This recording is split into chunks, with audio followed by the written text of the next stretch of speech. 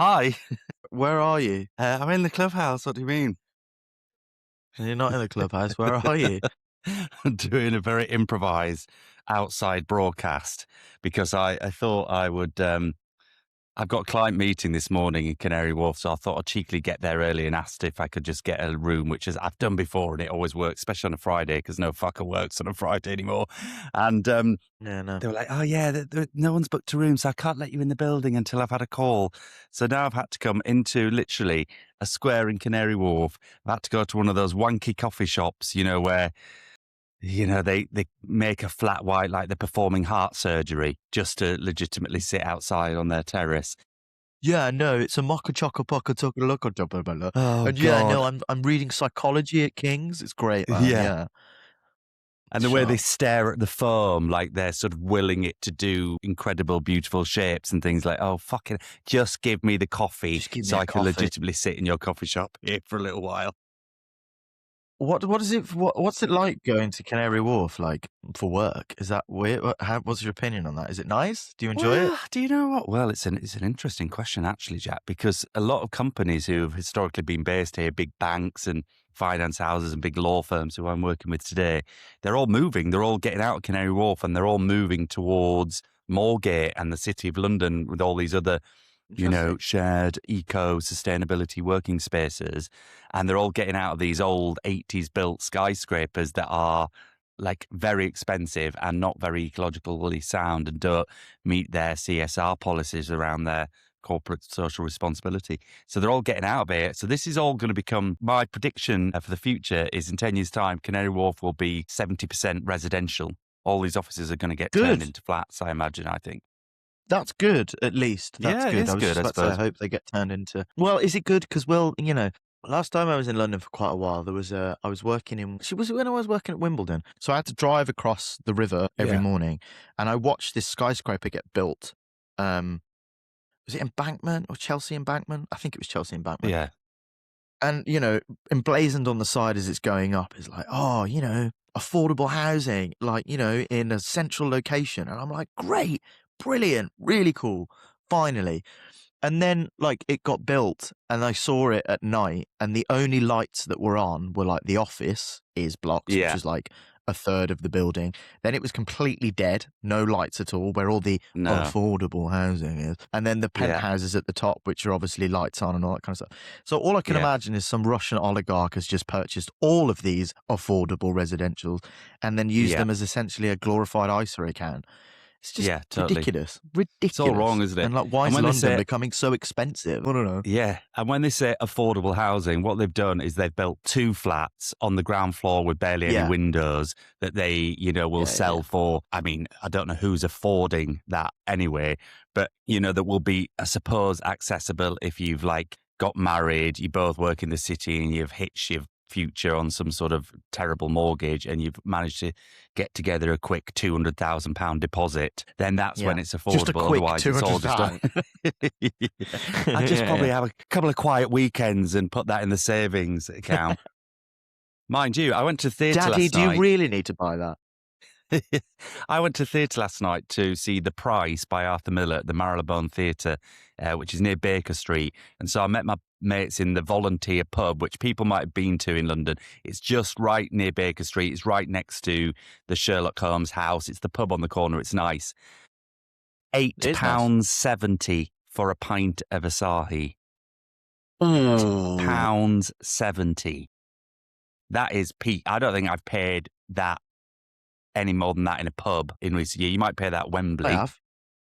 Have you? I've paid more than that in a pub in London. Yeah, yeah, yeah. I mean, Really? there was an event happening, but it was a pub. Outside the Tottenham Hotspur ground, there is a Neck Oil branded pub. I don't know if you've Yeah. been there. Sorry, a Beavertown. Neck Oil's the bit. Yes. A Beavertown's the brewery.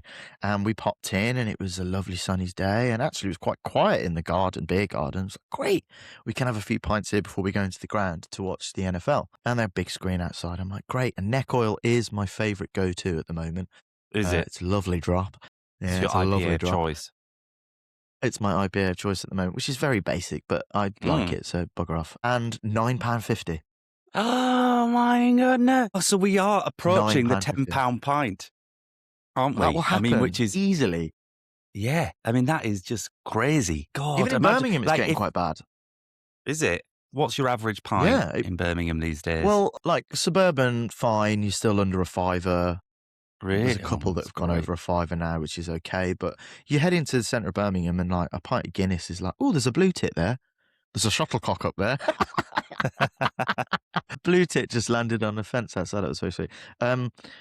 Yeah, you go into the centre of Birmingham and, you know, I'll have a pint of Guinness, just an innocuous pint of Guinness, please. Yeah, 7.20, 7.30 in some places. You know, the old joint stock where the theatre yeah. is upstairs. That was at Oh, least yeah, 7.20, I think, for a Guinness. Yeah, it's bad. It's bad. yeah. Well, I was up in Leeds at a wedding, my mate Tom and Tom's wedding recently, and we went to, well, first of all, the Uber from town, like a 15-minute ride out to the wedding venue was like £7.22 or something like that, which was like amazing, you know, with three of us in the cab, and you're like, Yeah, yeah. oh, great, this is actually affordable way to travel. And then, I went and this was a hotel venue as well. I went to the bar, bought like 4 pints. It was like £17.23 or something. I was like, wow, this is just incredible. My average pint is £7.60 these days, I reckon, in Clapham, just in a pub. Easy. It's just mad. It's Easy. just Yeah. mad. Anyway, speaking of pints and Wembley and things, which we did very briefly, I was at Wembley last weekend watching Leeds Chelsea. You were? How was that, mate? It's a shit game, wasn't it? Did you watch it? Yeah, it was crap. I It was watched bits quite and pieces. I poor. knew you were there, so I sort of dipped in and out, but it was if I'm really honest, it was two very poor football teams playing football It together was two at poor Wembley. It was not great. performances, but I felt like, you know, it's a bit of a cliche. Semantics, It Paul. was, Rob. yeah, it was a great day out. It was a lovely day out. And the Leeds fans really Of enjoyed their course. day out. And the atmosphere around the stadium, in the stadium, was great pre-game. And the Leeds fans, oh my God, because, you know, obviously it's a rare thing to get to Wembley and it's a rare thing to be in semi-finals these days. And so they really were up for the day and they were amazing, like so loud in the stadium. It was incredible. And all the Chelsea balls were stood at the other end, you know, not even selling their seats, totally unable to compete. But alas, great day out. But what I wanted to ask you about it was, and this is slightly connected with going to see The Price last night, which stars Henry Goodman, who is an actor. And so I want to ask you about, As opposed to a florist. yes, I'm unaware if he's a florist, but I was thinking of when I left Wembley, my massive frustration watching the game was the gamesmanship of the Chelsea players was next level. You know, like I think Simon Ricks, the Kaiser Chief bassist who does the Don't Go to Bed Yet Leeds podcast, described one of them as getting electrocuted, you know, when he was touched. The games, the diving, and Enzo Fernandez, horrible man.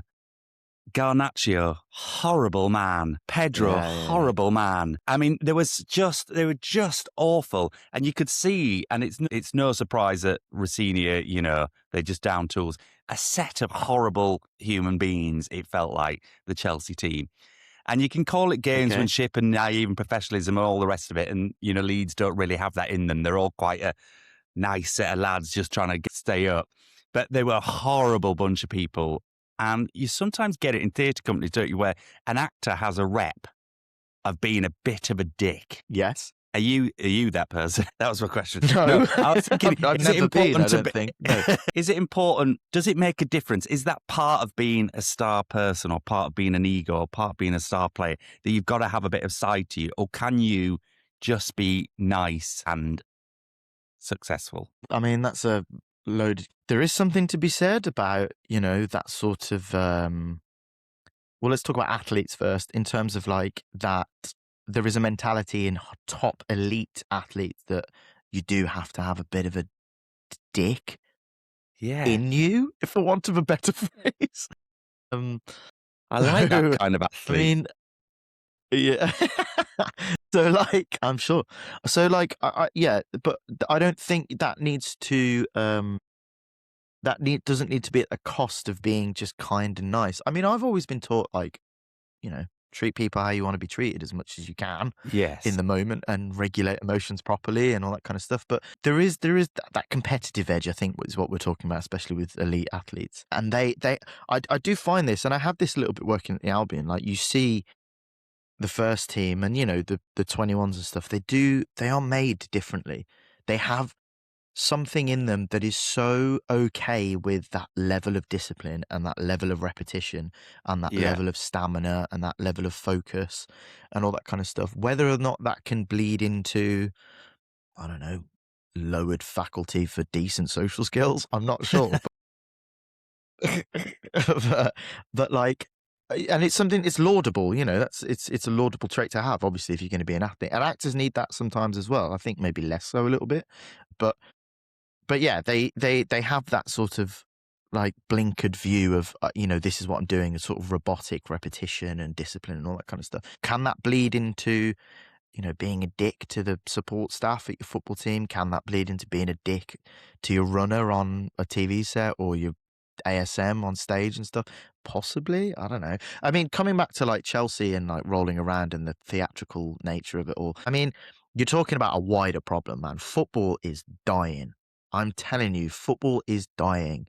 It's just not the same as it was, man. And I don't know if that's because I'm getting a bit older, but like, Leeds are a prime example. Their fan base are a prime example of a massive football club from a really big city, a fantastic city. They love their football club in and out, traditional, proper football club, in my opinion. And then you look at Chelsea and you're just like, where is the connection with the fans? Where is the connection with the Well, community? It's like, it's not, these stadiums should be churches that we all plunder to and, you know, sorry, amble towards and plod along every Saturday and we go. You look at Chelsea. Don't get me started on Man City. I hate Man City with a mm, passion.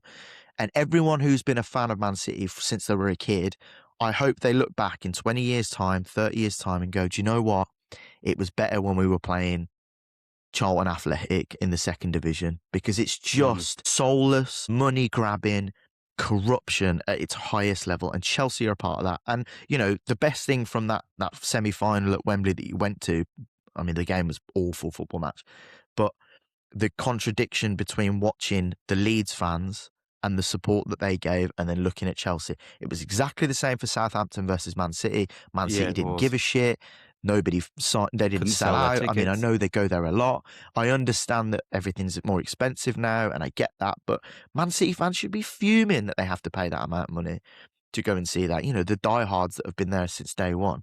But Yeah, Southampton, Leeds fans, they were amazing. And it's just a dying of a death. In terms of and I think the theatricality of the players adds to that. This sort of like, and the style of football. Like Pep yeah. Guardiola, I get it, you're a genius, but you have killed football. It's horrible. And here's another example.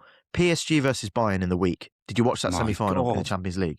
My God. What a game of football that was. Yeah, that was What a game of talent football. winning, wasn't it? You know, open, Yeah, expressive.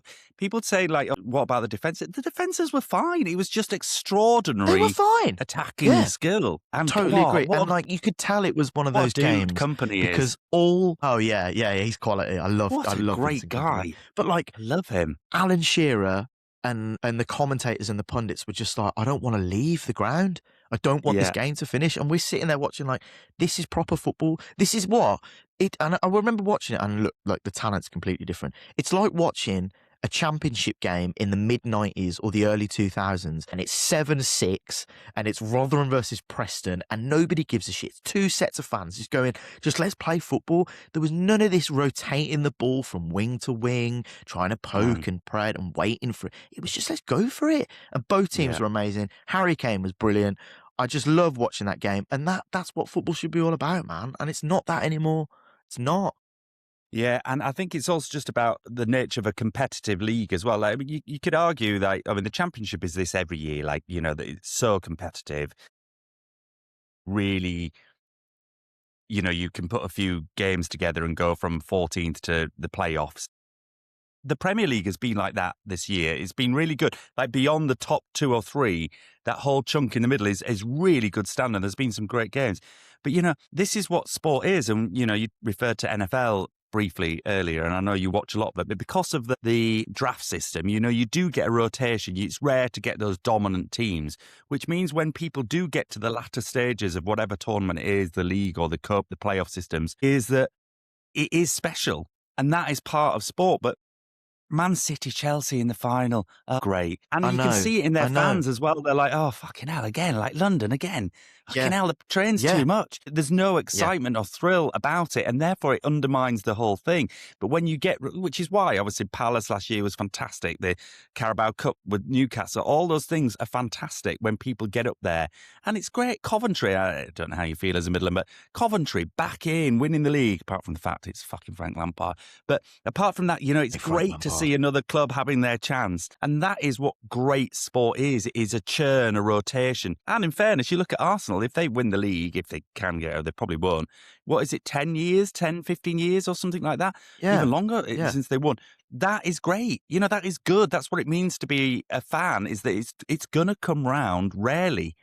You know, like scarcity agree is with a you. really important part of sport, both in terms of what's available. Look, we talked about this before, but cricket, too fucking much of it. I don't know what it's so many formats, so many teams, so many franchises. I can't get involved in it because scarcity is no longer a factor. It's just oversupply.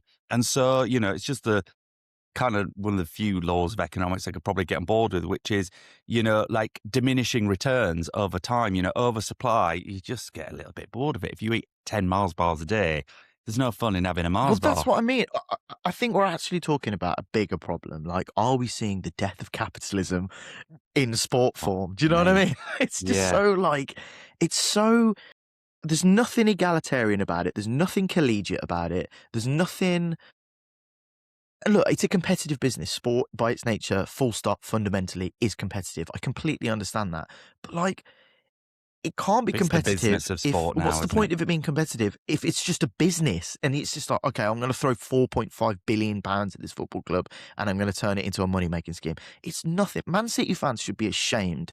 They should be ashamed what they're doing. And look, West Bromwich Albion got a 2-point deduction a couple of weeks ago for miscalculating or miscategorizing. That's what miscategorizing. Yes, I love her. Contributions to their charitable arm of the football club, right? So it was put as something different. It was like, oh yeah, this is charitable. It was actually not. It's to do with the running of the football club. We got a 2-point deduction. If Man City are dealt with the same sort of stuff, they would lose at least 160 points under the same guidelines, and they won't get it. They will not get it.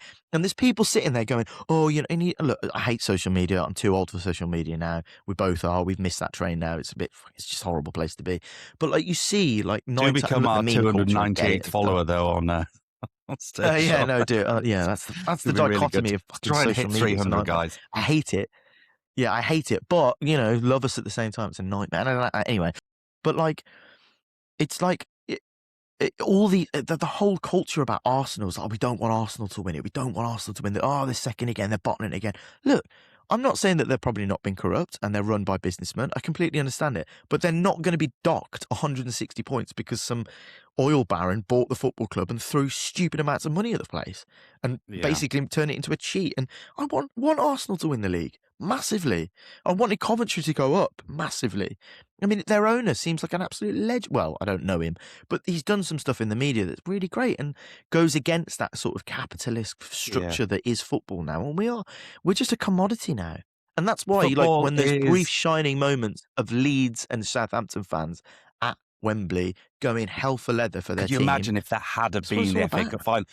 And this is kind of the point, is that football is sort of surviving despite itself, because the dice are so heavily loaded in front of for all the reasons you've already just described. Yet still, why it survives and is why it's still so popular is, you know, just 2 chances in the Leeds game, we would have won it if we'd have just buried them.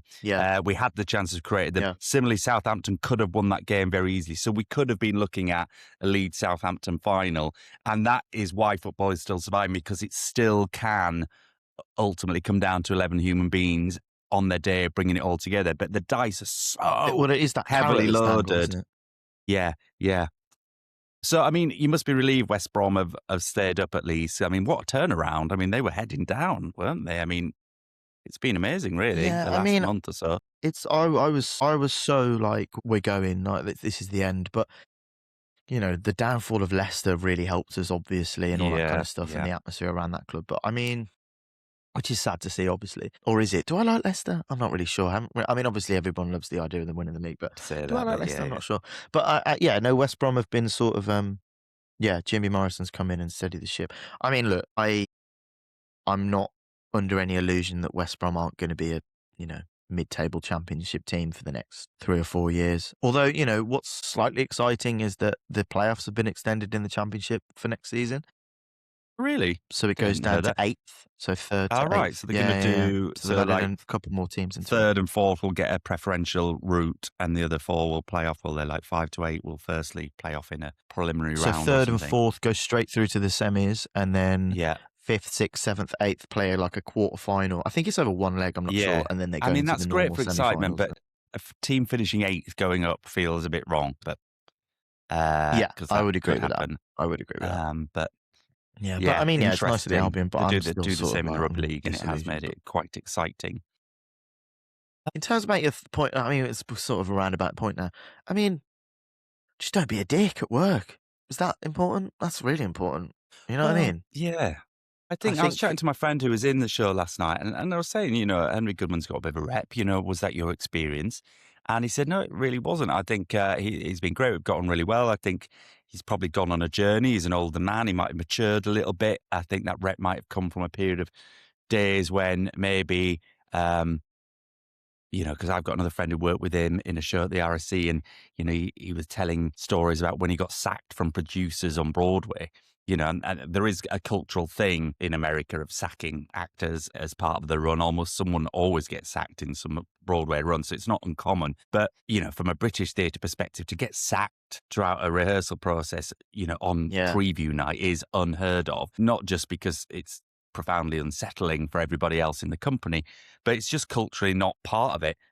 Whereas in America and Broadway, they've got a different culture to that. But I feel like the discussion we had, which is why I thought it was an interesting one to put to you, is about sometimes it's just about people's like relationship to their process and their professionalism, and they're not prepared to compromise on things, and they're defending their choices and their integrity, and they want to do the best possible job, which is, I think, what maybe a lot of elite sports people do as well, is like, I'm not prepared to compromise me and my talent. And if that makes me a dick in the eyes of other people, so be it. This is what it means to be yeah, elite. Whereas my character is certainly one where I have a strong professional pride, but my kind of value system and my need to be liked and my need to create a nice environment supersedes all of that in a way. I would make a yeah. compromise I think I'm the same. for fear of upsetting people or worrying people. And maybe that's why I'm not elite at anything in my life. Well, that is something. I mean, I'm quite similar in terms of like, if you think that's best, then yes, I'll do it in for the rest of the for the sake of the rest of the company. That's very much like that. Yeah. I think there are points in my career where I've been like, I ain't doing that. I'm really sorry, but Yeah. I wouldn't bill it in a way of like, I'm not doing that because of X, Y, Z, and you're blah blah blah blah blah, and I'm suffering because of it. I just be like, oh, I don't really feel comfortable doing this, but.